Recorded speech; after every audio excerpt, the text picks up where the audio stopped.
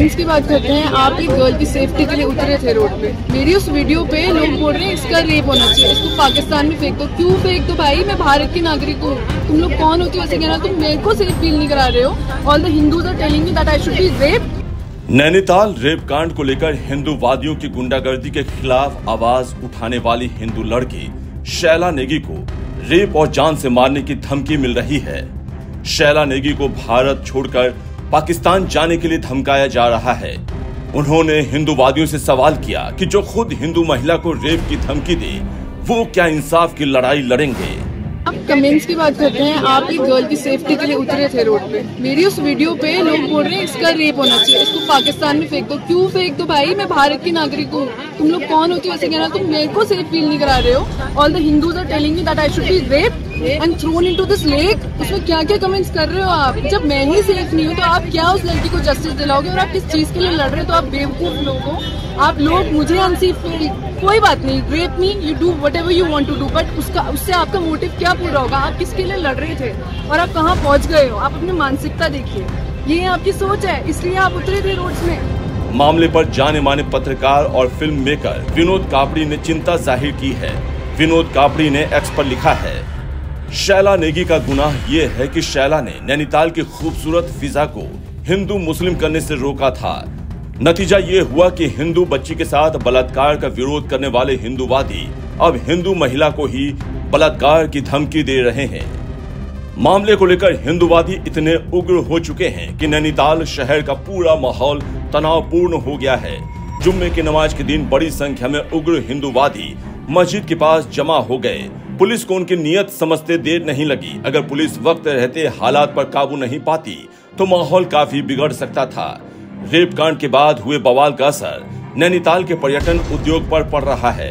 यहाँ की खूबसूरत फिजा में नफरती सोच घुलती जा रही है, जिसकी वजह से बड़ी संख्या में पर्यटक यहाँ का टूर कैंसिल कर रहे हैं। नैनीताल में एक नाबालिग लड़की से रेप के बाद बवाल की शुरुआत हुई थी। आरोपी मुस्लिम है, जिसे पुलिस ने मामला दर्ज होने के बाद तुरंत गिरफ्तार कर लिया था। हालांकि मामले की भनक जैसे ही हिंदूवादियों को लगी, वो गुंडागर्दी पर उतर आए और इलाके में मुस्लिमों को टारगेट करना शुरू कर दिया। उनकी दुकानों में तोड़फोड़ की और उनके साथ मारपीट की गई। शैला नेगी ने हिंदूवादियों से सवाल उठाया कि एक मुस्लिम आरोपी के गुनाह की सजा पूरे कौम को क्यों दी जा रही है, उनका क्या कसूर है। दुकानदारों को क्यों मारा? निर्दोष। अगर कल वो आके मेरे भाई को मारते हैं यहाँ पे हिंदू को, तो आप क्या करोगे? कौन बताना है? मुझे नहीं पता है। हिंदू क्यों कर रहे हैं आप लोग? मेरी भाई हिंदू इतनी गंदी गालियाँ दे रहे हैं मुसलमानों को ये लोग। वो लड़की के बारे में कोई बात नहीं कर रहा, रेपिस्ट है जो। अरे वो तो हमने बोला नहीं बोला। अब बात वाराणसी की। वाराणसी में खुद को हिंदू धर्म का ठेकेदार बताने वाले एक हिंदूवादी मुसलमानों के लिए सरहद खींच रहा है और उस दायरे में रहने की सलाह दे रहा है। वो राह चलते मुसलमानों को टारगेट कर रहा है, उनका धर्म और घर से बाहर निकलने का मकसद पूछ रहा है। साकिब जी हैं, आप आरिफ जी आगे आएंगे। आप साकिब जी हैं ना? आप साकिब जी हैं और आप आरिफ जी हैं। आपका घर कहाँ पे भैया? घर कहाँ है? सरैया यहाँ से कम 3 से 4 किलोमीटर दूर है। अब आप सोचिए कि चाय का बहाना करके ये लोग क्यों आगे यहाँ बाहर बैठ रहे हैं। शाहिद भैया हैं और आप नसीम भैया हैं। आप कहाँ रहते हैं भैया? आप कहाँ रहते हैं? आप लोग मदनपुरा में क्या चाय की दुकानें नहीं है? क्या इनके घर में चाय नहीं बनता है? आप ये क्यों आ रहे हैं? आप इसका अनुमान लगा सकते हैं कि ये षड्यंत्र है एक प्रकार का, कि हमारी बहन बेटियां आए, उनको बोली आवाजा कसना, कमेंट करना, रेकी करना। वो कहाँ से उनका घर है, कहाँ स्कूल कॉलेज जाती है, पीछा करना और बहुत ज्यादा हो गया भैया। इसीलिए आज कोई भी ऐसा भारत में मोहल्ला नहीं है, कोई ऐसी गली नहीं है जहाँ हिंदू बहन बेटी लव जिहाद का शिकार न हो रही है। क्या वो अपने घर से दूर अपनी मर्जी से बाहर नहीं निकल सकते? अब बात किसान नेता राकेश टिकैत की। मुजफ्फरनगर में राकेश टिकैत के साथ हिंदूवादियों ने बदसलूकी की, उनके साथ धक्का मुक्की की, जिसकी वजह से उनकी पगड़ी गिर गई। उन्हें गद्दार कहा गया, गोली मारने की धमकी दी गई।